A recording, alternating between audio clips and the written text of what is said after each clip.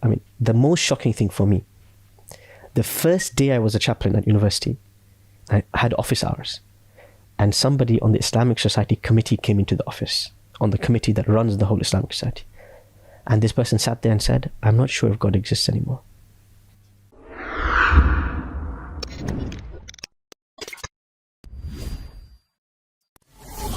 Alhamdulillah wa salatu wassalam ala rasulillah amma ba'd. Assalamu alaikum wa rahmatullahi wa barakatuh. Welcome back to Beyond the Mimbar podcast. I am your host Muhammad Basaeed, and today here at Beyond the Mimbar, it is a beautiful day. Allahumma barik. I am honored and blessed to have a special guest with me that I haven't seen for a while, but I do try and keep in touch with him. May Allah bless him. I'm joined with none other than Ustad Hisham. Assalamu alaikum. Ustad, how are you? Alhamdulillah, all is well. You good? Better now I've seen you. Jazakallah khair, Allah barik feek. Likewise, mashallah.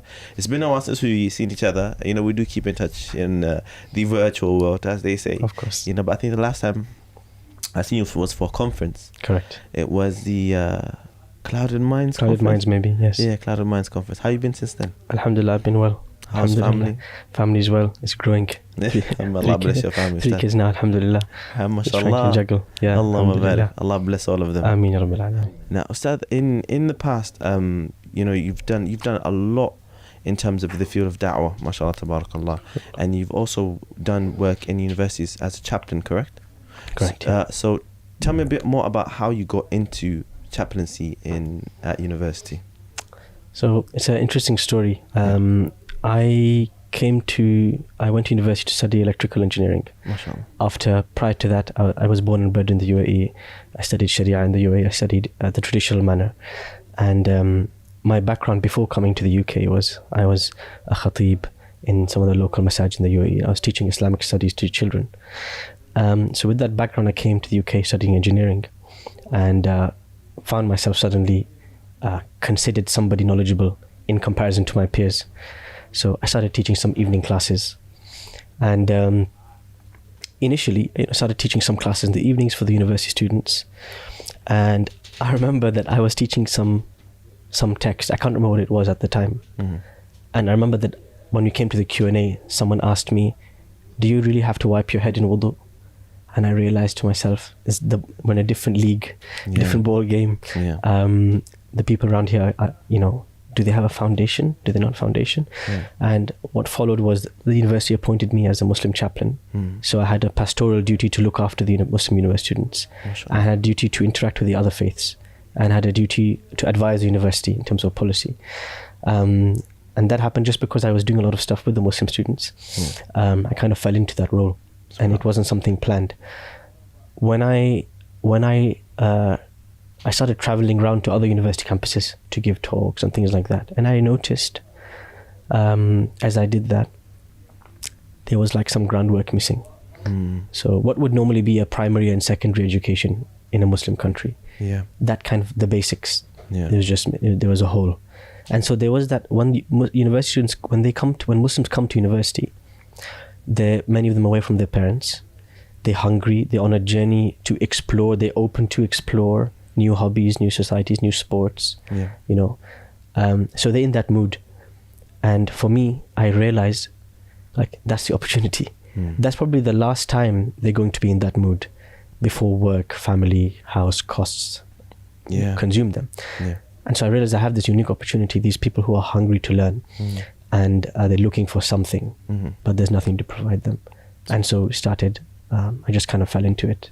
So this was a lot of work with the ISOCs then, the Islamic societies within other universities. That's right. Mashallah. Now, when you say that the foundations, they were missing, is that because when Muslim university students are in university, there was no kind of push, or maybe they never had any Islamic education prior to that, so they primarily focused on making sure they get into university and they study what they need to study, and then when they arrive, it's like, I'll join Islamic society in order to keep myself safeguarded from the fitna of university, and then in there, that's when there's an opportunity to teach them.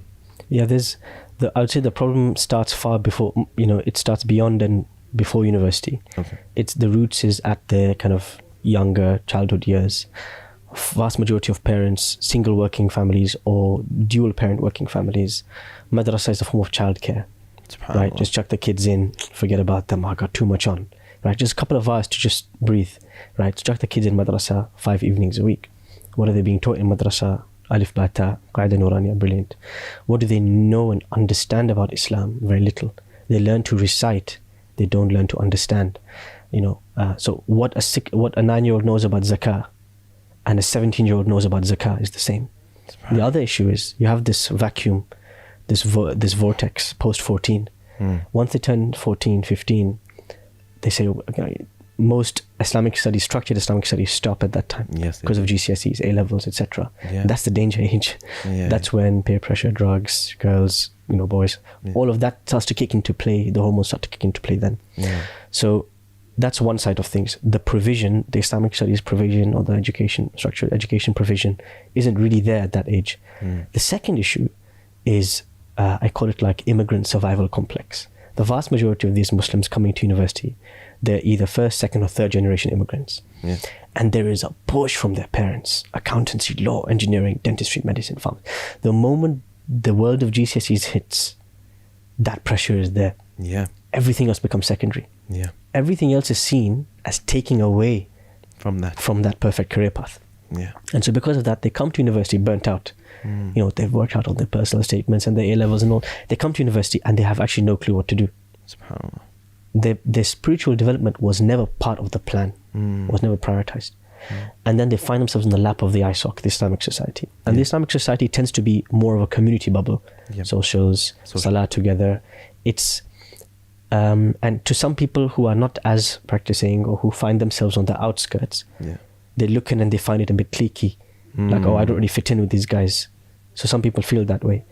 So that's where the challenge is. So then they come to university. Vast majority of them don't have a foundational Islamic knowledge, and they kind of lost as to what do I do next. Their fuel is snippets, talks, random motivational lectures, the effect of which lasts about 1 hour, 2-3 hours, 1 week, and then you've forgotten.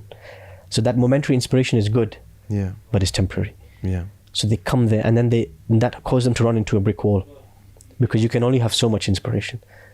So that's where I think the root cause, it starts much earlier than university. Yeah, and when we've been talking about the different things that Islamic organizations can offer the Muslim students, is you mentioned something about a development program, leadership even program for these individuals, because they are going to be the future of the Muslim communities, wherever they're studying, wherever they grow up to be, or whether it's any kind of field that they're going to be working in, or even choose not to work in, they are the future of the Muslim community. So they need to really, there should be a really big focus on them. Agreed. I think the thing is, before even just their development and them being future leaders, there's another story to tell, which is, as they call, the boogeyman story. It's a scare story, right? What Pew tells us, the American Social Statistical Agency, they tell us that 1 in 4 Muslims at university level or beyond don't identify as Muslim any longer. 1 in 4. That's 25%. That's an American statistic. As with all things American, let's assume it's slightly exaggerated, or let's adjust for the UK. We're more conservative, we're more religious people in the UK, generally speaking. Let's say it's 1 in 6, 1 in 7. It's still a scary statistic. 1 in 6, 1 in 7 Muslims, 10-15% are no longer Muslim. And I think this is true. People who are within the righteous or the religious circles at Islamic Society, the activists in the local masjid, the local scene, they don't realize the vast majority of Muslims are not in the scene with them. Because they just have their bubble. So when I became a chaplain, what I realized is that the Muslim population on campus is triple the size of the ISOC. But they are nowhere near the ISOC. Like in my instance, there were 300 members of the Islamic Society in my local university. There were 1,200 Muslims on campus. Where were they? They weren't in the prayer room. They were on the outskirts, on the fringes. I didn't even know they existed. And how could I cater to them? I didn't even know they existed. So we have this issue. We don't even know where they are. And so that's one side. We have a crisis of Iman at that age group. We have a whole generation, second, third generation of Muslims. They didn't grow up convinced as to why they're Muslim. They find themselves Muslims by culture, by family, by name, but not anything more than that. And they are rotting away, slowly but surely disappearing into the edges. We don't even know what's happening. We don't even know who they are. You know, they say in the army, never leave a man behind. Yes. Right. So this has become my mission. Right. We do a lot we preach a lot to the converted. Yeah. People who are in the circle, saying salah, zakah. So we want them to learn the tafsir of Surah Al-Baqarah, Surah Al-Mulk. We want to up their level and make them leaders. But we mustn't, at the expense of that, forget everybody else who's currently just rotting away. Yeah. It's like the way I like to try to explain to some people is like, it's like we're selling some vegetables and it's all shiny at the top, but the moment you lift the first 5 tomatoes, underneath it's all black and it's all rotting away. That's the crisis of Iman that we have, the underbelly of young Muslims in the UK. The second thing then we have some amazing people. Yeah. The Islamic Society committee members, those people who are in the youth scene, who are in da'wah scene, trying to memorize Qur'an. There is a revival happening. Yes. And it's about how can we push them to the next level. So there's those two things to juggle. And then, Sheikh, so with those people who are on the outskirts, you know, maybe people may argue we don't have enough resources to go and find these individuals, you know. How would we counter that? I think with anything, it's not about do we have enough resource, it's about what do you prioritize. Okay. With the finite resource you have, you make your choices. What am I going to prioritize for? With most da'wah scene, masjid scene, Islamic society scene, they're so occupied with just maintaining the existing. They don't have the bandwidth to think about the people who are not in the pool yet. Yeah. You know, the outreach is not there. Yeah. Not as much anyway. Or they don't know how to do it, etc. So that tends to be the problem, is it's not made a priority. And naturally, juggling both is hard. Yeah, of course. Right. But you can't completely eliminate one duty. If you look at the Prophet ﷺ in Mecca, first 13 years of his messengerhood, he had 2 duties. What does Allah subhanahu wa ta'ala say? قُمْ فَأَنذِرْ, go and warn. وَرَبَّكَ فَكَبِّرْ وَثِيَابَكَ فَطَهِّرْ, go and warn people and glorify Allah. So go out and spread the message. You know, so he's writing letters to kings and emperors. He didn't forget that duty. He's going and speaking to the leaders of the chiefs of tribes of Ta'if, of Bani Thaqif, of Bani Muttalib, of Bani Hashim. The outreach effort is there. At the same time, he doesn't neglect the duty to develop the leaders. So he has Darul Arqam, that house where the Sahaba secretly gather, and he reminds them through the Qur'an and teaches them through the Qur'an. So it is a strategic decision. Yeah. To deprioritize the outreach and to leave them suffering at the edges. That's kind of how I see it. What are some of the ways in which, if we were to, be strategic and prioritize, how would we attract this generation and that age group to, learn more and be even interested? SubhanAllah. I think there's the most important thing, if you want to do that, there's a couple of things, but the most important thing is to be relevant.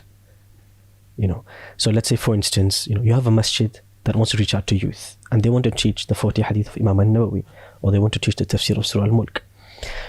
The lad on the street who's in his world or her world, let's talk about a young lad, for instance, on the streets. He's thinking about, my friends are all smoking weed. They want me to smoke weed. I'm stuck. My friend wants me to, go out to the club with them, to the pub with them. Or I've got some boys in a gang and they want me to join and and somebody's on the streets out for me. What do I do? That's his world. Yeah. This 40 hadith poster is not going to bring him in. So that's the first thing, is even if just the packaging, but the way we present, the way we market, the way we brand has to touch those people's day-to-day problems. It's got to be talking to them. It's got to be about the things they care about. What about incentives? I think it's important to incorporate play into the masjid. We know about the Prophet ﷺ in the famous hadith that he used to reduce the length of his salah. كان يخفف في الصلاة إذا سمع بكاء الصبي, if he heard the crying of a child. So the idea is there's a crying child in the masjid, right? And the child is able to run around and play in the masjid. We know the Prophet ﷺ, for instance, in Musnad Ahmad that he stopped his khutbah because he saw his two grandsons enter the masjid wearing two red shirts, and they just looked cute. They looked adorable. And he broke his khutbah, stopped the khutbah, and picked them up. And then he recited the ayah, إِنَّمَا أَمْوَالُكُمْ وَأَوْلَادُكُمْ fitna, your wealth and children are a fitna, a test. So the masjid has to be welcoming for the children. Yeah. Right, these spaces, masjid, has to be welcoming for young people. That's first thing. So having a table tennis table in the masjid or in the prayer room, having a pool table, having or maybe in a communal space next to the masjid, or some specific time of the week where they can come and they can play. Mm-hmm. That's really important to draw them in through play. Yeah. To draw them in through fun, and then to, even when they're in, it's not to front load it with education. Like they've been bombarded from 7 a.m. to 3 p.m. They want a break. Okay. So we give them the break, and then we just drop the reminder. And I think that's been quite a successful method in most masajid. What we try to do for the older years, I work with an organization called Roots Academy. Yes. So we try to deliver a structured Islamic education across 16 to 20 universities across the UK. What we try to do, we have a weekly class, but the class is extremely interactive. Yes. So we have a rule: the instructor cannot speak for more than 10 minutes without giving them a question or a discussion. When we're teaching about, let's say, when we're teaching the seerah, when we're teaching about the Meccan period, we're discussing Islamophobia. Yeah. When we're teaching about Amul Huzn, the year of sorrow, we're discussing anxiety and depression. When we're discussing, for instance, Iman, when we're talking about Iman in Allah subhanahu wa ta'ala, we're discussing atheist arguments and why they're flawed. Mm-hmm. You have to always bring it back to the relevant question. Yeah. The question that's circling in their mind. Yeah. Otherwise, we end up, a famous da'iyah once, 10 years ago, when I was a little child, famous da'iyah, he told me, he said, when we go to study Islam, we go like this, we get closer and closer to Allah. And then from here, we are talking down to the audience. What you need to do, you need to come down the stairs to their level and talk to them like this. This famous statement of Ali ibn Abi Talib, كَلِّمِ النَّاسَ عَلَىٰ قَدْرِ عُقُولِهِم. Talk to people at their level. Yeah. أَتُرِيدُونَ أَن يُكَذَّبَ اللَّهُ وَرَسُولُهُ. If you don't, Allah and His Messenger will be rejected. The consequence. Yeah. So I think it comes down to that, relevance. We have to be relevant, we have to look relevant, we have to speak what relevant matters to them. Yeah. They will come. SubhanAllah. Jazakallah khair. Speaking again about the university, scene and those students that are in university, at that particular time in their life, what would you say that you've come across as been the biggest challenge for them? The biggest challenge that they face when they're at university? I think in my mind there's probably three. The top one of them is what Neil Postman, a famous writer who passed away maybe about a couple of decades ago, he calls it entertaining ourselves to death. That's, I think, the biggest. At the moment, with Netflix, Amazon Prime, and so many other places, so many other sources of entertainment, TikTok, Instagram, you just have so many sources, so many options for a person's mind, for a person to distract themselves with entertainment, for a person to binge watch a TV series, for a person to spend the whole evening watching movies. You have now, today, unlike ever before, you have more, like in one mobile phone, you have like 50, 60, 100,000 different options for you to spend 6 hours in bed. And if you don't have any self-motivation to do anything with your lives, you will spend 6 hours in bed. There's a statistic that the average 18 to 25-year-old spends 4 to 6 hours a day on their mobile phone. I would say, like, at that university level, just anecdotally, that's true. And it's not just their mobile phone. They're spending it watching TV series. They're spending it watching movies. It's escapism. I have nothing to do with I don't know what to do with myself. So let me escape into another world, the world of this TV show, this TV series, this movie. Yeah. That's what I would say is the number one thing taking them away, is there's so much sucking them away from thinking. It's al-ghafla. That's what I would say is the biggest problem, al-ghafla. Ghafla in Arabic translated to roughly as heedlessness, distraction. Yeah. And Allah subhanahu wa ta'ala says in the Qur'an, وَلَا تَكُن مِّنَ الْغَافِلِينَ وَلَا تَكُونُوا. Don't be like those. كَالَّذِينَ نَسُوا اللَّهَ. Don't be like those who forgot Allah. فَأَنْسَاهُمْ أَنفُسَهُم. He made them forget themselves. That's where they are at the moment. They forgot Allah. There's no remembrance of Allah, real remembrance of Allah on a day-to-day basis. And so they have come to a stage where they've just forgotten themselves. So how many, when I was a chaplain, how many day-to-day cases of anxiety, depression I have to deal with? Somebody's been in bed for 4 weeks. What have you been doing in bed for 4 weeks? I'm just depressed. I'm just watching Netflix for 4 weeks. That's where they are. They don't know what to do with themselves. That's one. The second issue we have, and you could say temptation, distraction, ghafla, this idea of heedlessness. The second thing, after entertaining yourselves to death, is the issue of like intellectual doubts, shubuhat. This is the second biggest problem. It doesn't affect everyone. I would say a smaller subset of people. The brainiacs, the smarter ones, the people who like to think. And if they've been brought up on a version of Islam that's purely cultural, and they've been told, don't think about Islam, don't ask questions. They come to university, they're studying sociology, they're studying gender theory, they're studying physics, they're studying the God particle. They're studying physical sciences, vast majority of them, because that's what happens with immigrants, right? Biology, chemistry, physics, engineering, science. They're studying these sciences, and imbued within it is atheism and kufr. And this is, the standard at which they're studying it is so advanced, so intelligent, so mathematical, so philosophical, that for them, the Islam that they know is 5 pillars, something basic. There's no proof for what we believe. Then they fall into doubt. And then slowly but surely, the most shocking thing for me, the first day I was a chaplain at university, I had office hours, and somebody on the Islamic Society committee came into the office, on the committee that runs the whole Islamic Society. And this person sat there and said, I'm not sure if God exists anymore. That was like a train hit me in the face. If you're not sure, what about the rest of it? I've got my work cut out for me. So that's the second. And the third thing I would say is the challenge of identity. There's identity is complicated. It's a cocktail. It's ethnic identity, like you're Yemeni, right? Yemeni Kenyan, right? There we go. Already there's a cocktail there. I'm Indian Pakistani, right? And now I have to deal with the idea of being British, right? British, ethnic. There's an ethnic identity. There's religious identity. There's your social peers, social circle, where you grew up, where you're from, your profession. Okay, I'm an engineer. That's a part of all of this complex is there. And then at the same time, there is an attack on identifying as a Muslim. So people feel shy amongst their peers with non-Muslim colleagues, etc., to say like, I'm going for salah. They'll say, I'm going to the toilet. I'm going on lunch break. They don't have that confidence to say, I'm a Muslim. They can't articulate themselves. They're scared. So that's the third one. And I think, so in that order, the challenge of entertainment and distraction, lack of purpose, the challenge of doubts, of the intellectual attack on Islam, happening especially at the university context. And we are losing Muslims by the droves. Afwaja. يخرجون من دين الله أفواجا on campus. With these 2 eyes, I have seen it. Right? In a day, I'll have 10 counseling sessions, 10 consultancy sessions. All 10 will be Muslims who are like, I'm not really sure about anything anymore.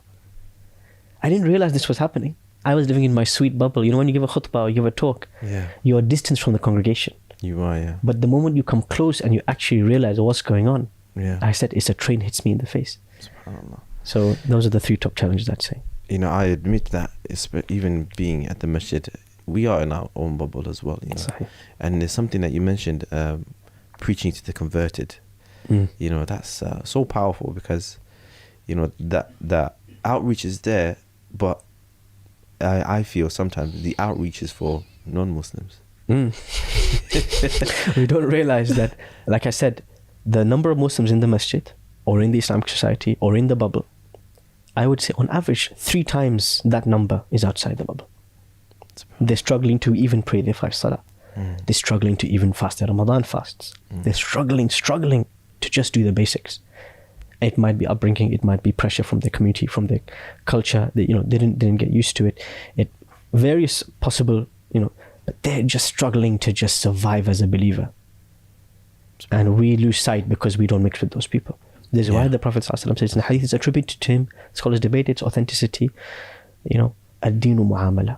This deen is about interaction. Or a more authentic hadith, أن تخالط الناس وتصبر على أذاهم خير لك من أن لا تخالط الناس وأن لا تصبر على them. For you to mix with the people and know and be patient with the harm you get from them is better than for you to be aloof and just be by yourself.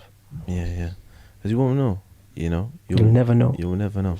And subhanAllah, I believe that anyone watching this podcast, listening to what you're saying, will be like, I had no idea. I didn't even realized. You know, because especially, you know, when you are in the university scene, it really opens your eyes into that actual kind of world with these situations and these brothers and sisters. They exist, you know, and you have the, like you mentioned, those who are on like the outskirts, and then those people who are in the committee, and they're doing their best. And I remember when I was speaking to various committee members, you know, because we run the British Muslim students, and just get a gist of what the ISOC needs and so on and so forth.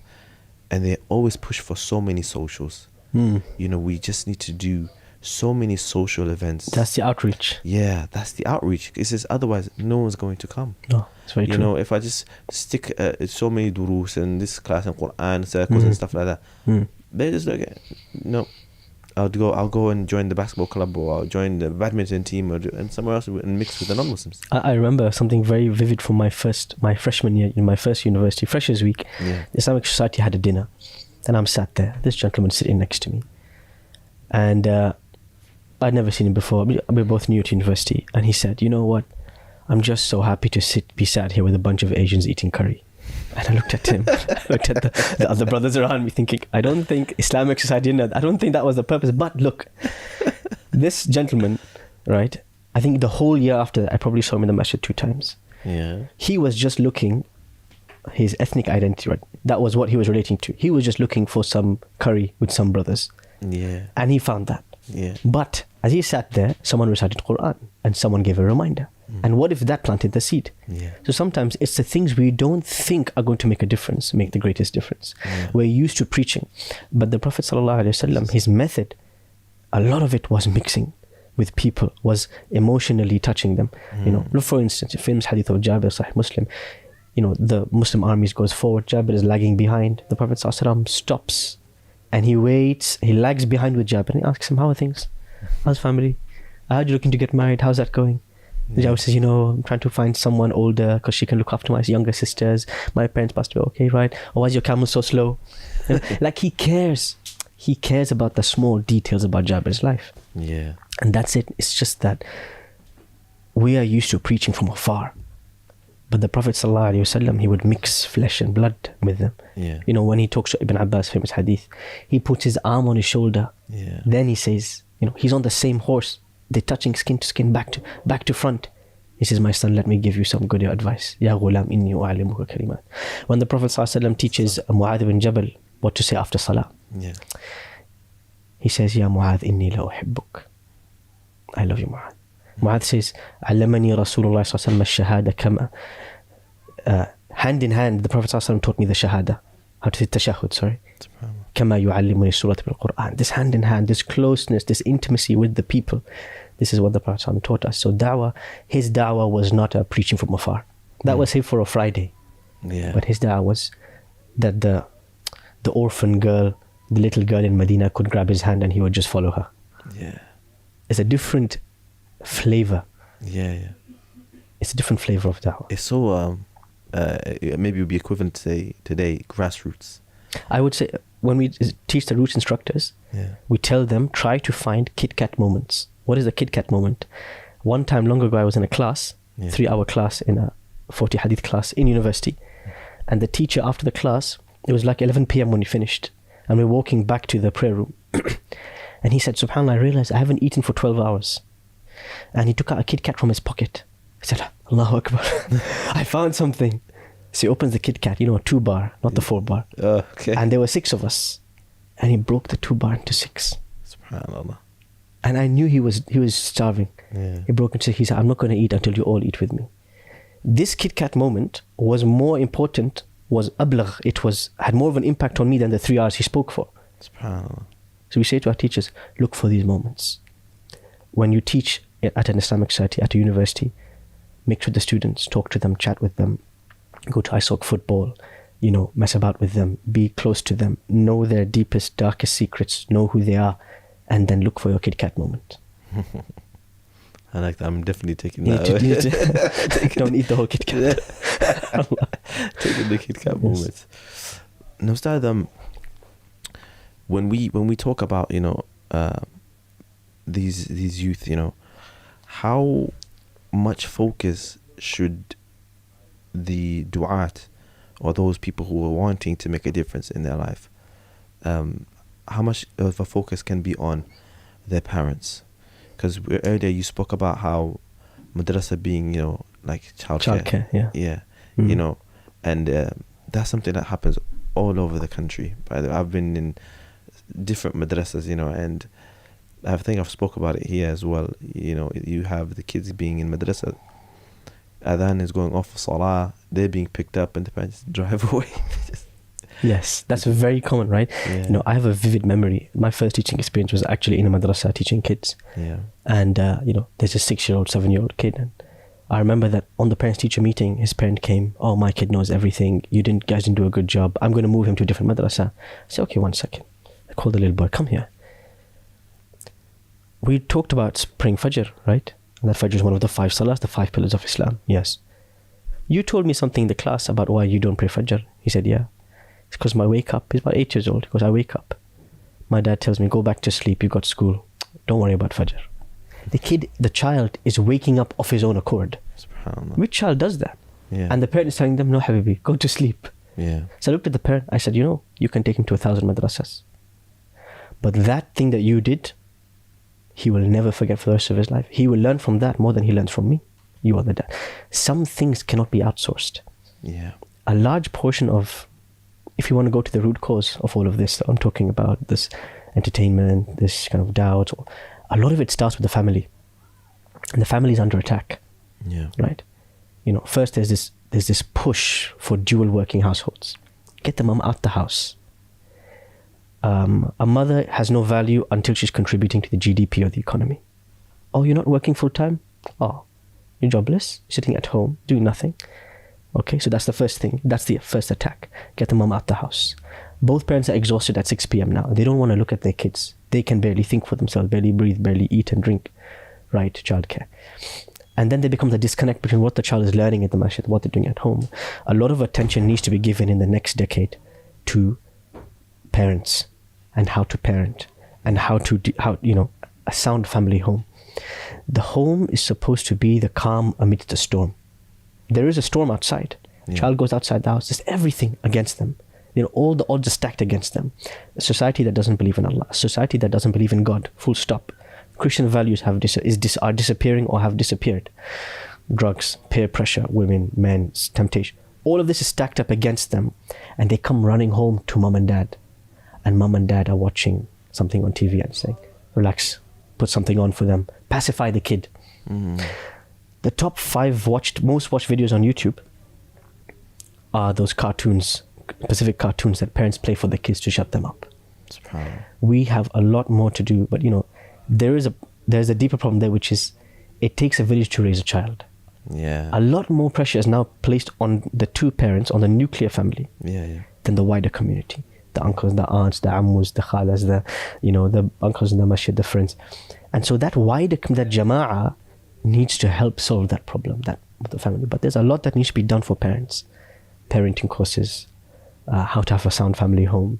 The Prophet ﷺ as a father, how mothers of the believers used to be as mothers. How to deal with sibling rivalry from Surah Yusuf. How to deal with issues in the household, issues extended families through Surah Al-Hujurat. Yeah. This is going to help. If we don't help the family unit resurrect itself, nothing we do outside the family unit, it's all going to be damage control. Yeah. And I think having these discussions in the first place is a step towards that. Because it's as I say, it's identifying the problem is the first part of on the way to dealing with the problem. And it is everything you mentioned. When I'm speaking to you and I'm sitting here as a parent myself, it's resonating. It resonates with myself, so now I pray it resonates with everyone who's watching, and to make a difference between, obviously I'm a young parent and my kids have yet to get to that age where they're going to go to university, So I want to make sure that May Allah protect them. I mean, all of us.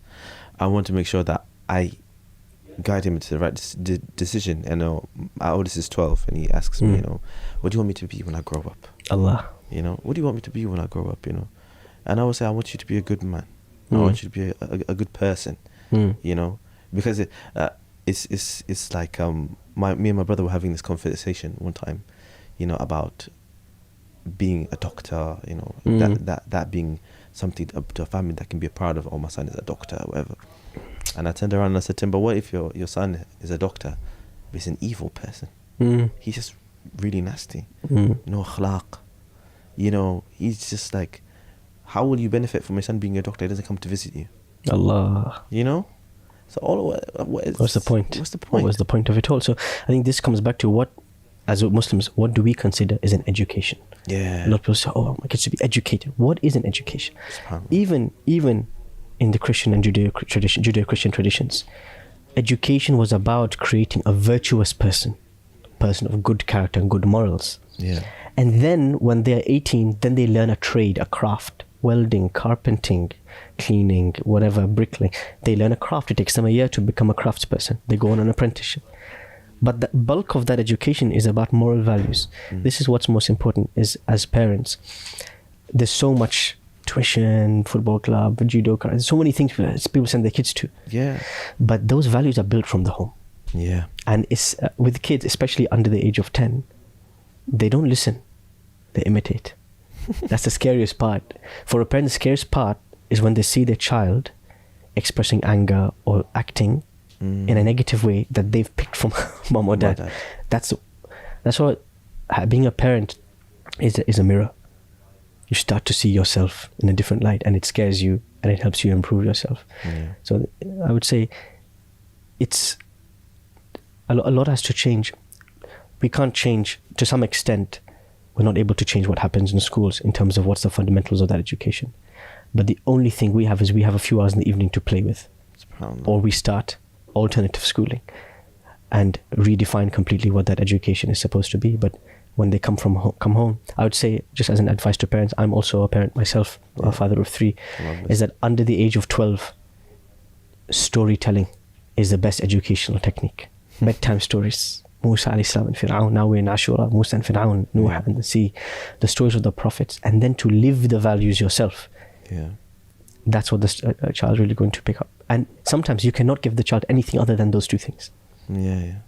You don't have much time with your children. They say, the psychologists say, the average parent has 20 minutes of one-to-one time with their child.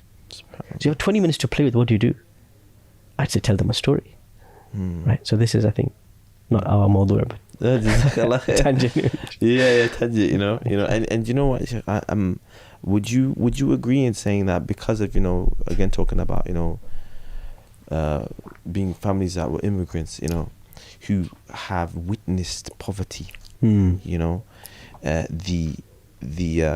instinct is to give them the craft first, of course, skill first. Yes, absolutely. Because I would not want poverty for them. Yes. And in there we forget about, Yeah, it's a human instinct, the instinct for survival. But if I take you to Ibrahim alayhi salam. Yeah. Ibrahim alayhi salam leaves his family in the barren desert. في واد غير ذي زرع. Place, no vegetation, no potential for anything. Dead. And he's now making dua to Allah. Oh Allah, I left my family in the middle of nowhere. What's the first thing you and me would ask Allah? Oh Allah, some food, rain, burgers, steak. let them survive, let them eat, let them drink. ربنا ليقيموا الصلاة. First thing he asks Allah, oh Allah, make them establishers of salah. First thing. Second thing, فَجْعَلْ أَفْئِدَةً مِّنَ النَّاسِ تَهْوِي إِلَيْهِمْ. Make people want to surround them. Community. وَارْزُقْهُم مِّنَ الثَّمَرَاتِ لَعَلَّهُمْ يَشْكُرُونَ. He asked for rizq. Didn't even get silver or gold. He got bronze, 3rd place. SubhanAllah. Salah, community, and then, oh Allah, feed them. Salah is an interesting thing. Salah is usually the breaking point for what I've noticed in young Muslims. Yeah. It's usually, and I've noticed many times, someone stops praying Salah, a young man stops praying Salah, and then they stop praying hijab. It's the start of the dominoes. They start doubting Allah, why am I here? فَخَلَفَ مِن بَعْدِهِمْ خَلْفٌ. Allah says, أَضَاعُوا الصَّلَاةَ وَاتَّبَعُوا الشَّهَوَاتِ.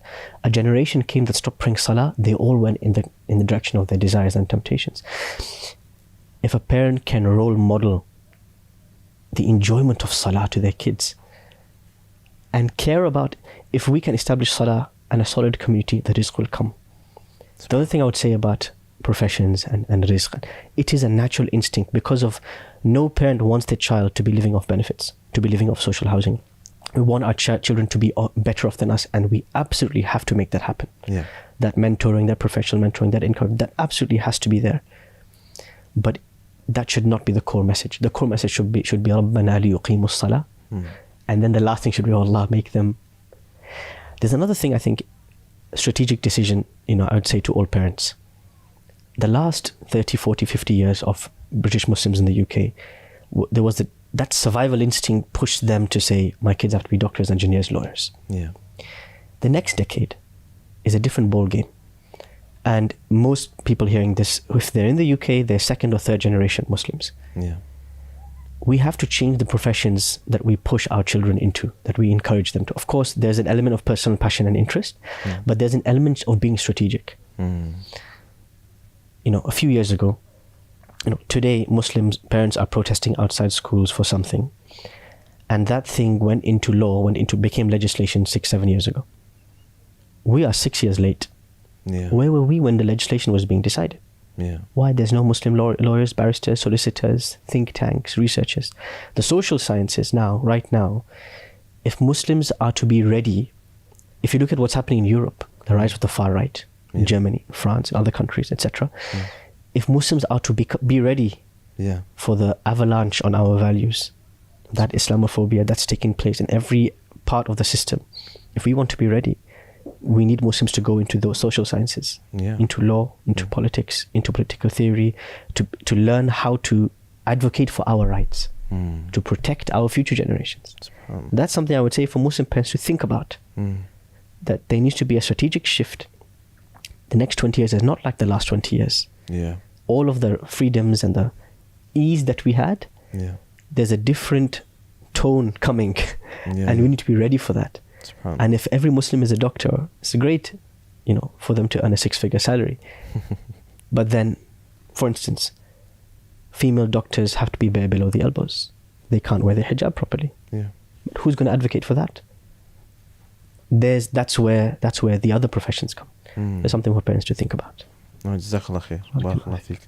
Sheikh, when it's I don't want to go off on any more tangents, shallow, because I know what I wanted to discuss with you was primarily, with these the youth, because of, especially with your background and where you've been engaged in the da'wah scene primarily, and something that we have been trying to put a focus on here in the masjid, Mashallah. And there's different ways that you can do things, so you mentioned earlier play, by incorporating play.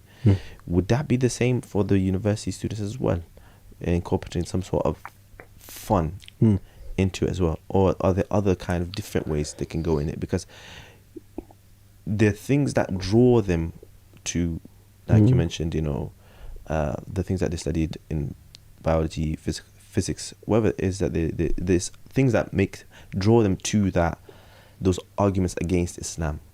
That makes you think, oh, this is the stuff I've learned is nothing. Is there a counter for that? Yeah, I think it differs. Let's say the bait to draw in the fish. The bait differs based on age group demographic. Okay. Right. So a younger audience, let's say pre-18, you're talking about play, talking about console games, talking about table tennis, talking about football in the masjid. Whatever you can do to bring them in and to feel comfortable and to have an attachment to that masjid. When you're talking about post-18, outside the masjid context now, university, it's a different ball game. One big driver is community. Like at university, they feel a loss of community. They feel alone. They feel isolated. So to feel in a familiar territory, to feel comfortable, to have that welcoming approach, this is where the socials come in. Complementing the socials. And part of the social has to be fun.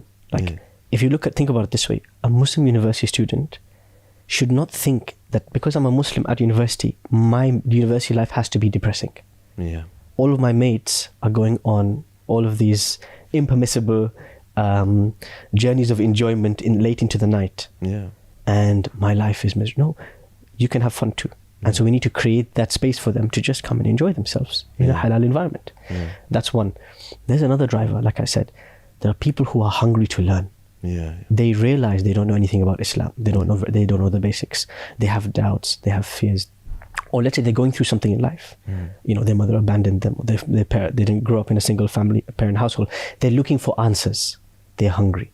This is where we need to provide them with something interactive that addresses their questions, but at the same time it's building a foundation. So at Roots Academy we try to provide this program called the Essentials program. It's currently it'll be delivered inshallah in 20 campuses coming September, across the country. And the idea is, you know, we have 100, 150, 200 students coming every week, and it's a highly interactive session teaching them the basics from Iman, Islam, Ihsan, Seerah of the Prophet etc. But it's answering their questions. It's giving them room to think. One of the biggest mistakes we do with the older category, 18 to 25, we think we have to teach them like we teach kids. So it's a monologue, the teacher speaking at the classroom.